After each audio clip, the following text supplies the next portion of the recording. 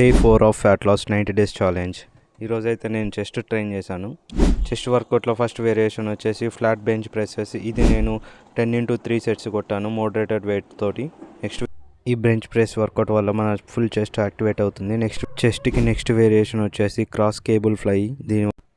ఈ వర్కౌట్ వల్ల మన అప్పర్ చెస్ట్ బాగా బిల్డ్ అవుతుంది. అప్పర్ చెస్ట్లోని క్లావికల్ మజిల్ ఇంకా బాగా బిల్డ్ అవుతుంది. కాకపోతే స్లోగా ఇంటెన్సిటీ తోటి చేయాలి. నెక్స్ట్ వర్కౌట్ వచ్చేసి incline bench cross cable fly.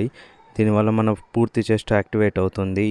A workout చేసినా కానీ మైండ్ మజిల్ కనెక్షన్ అనేది ఉండాలి. లేకపోతే నువ్వు ఎంత వెయిట్స్ ఇచ్చినా ఎన్ని రిప్స్ చేసినా కానీ వేస్ట్. చెస్ట్కి ఇంకో 2 వర్కౌట్స్ కూడా కంప్లీట్ చేసేసుకొని ట్రెడ్మిల్ ఎక్కేసాను. 25 మినిట్స్ వాకింగ్ తర్వాత జస్ట్ ఇలా మిర్రర్ ముందుకు వచ్చి పంపైన చెస్ట్ను చూసుకున్నా. మన ఎంటీ స్టమక్ వెయిట్ వచ్చేసి 85 kgs ఉన్నా. వర్కౌట్ కంప్లీట్ చేసేసుకొని స్నానం చేసుకొని బ్రేక్ఫాస్ట్లోకి 3 eggs 1 కుకుంబర్ 1 స్వీట్ పొటాటో తీసుకున్నాను. ఇలా రెడీ అయిపోయాను. ఫస్ట్గా రెడీ అయిపోయి ఆఫీస్ నుండి బయటకు వెళ్ళిపోయాం వర్క్ మీద.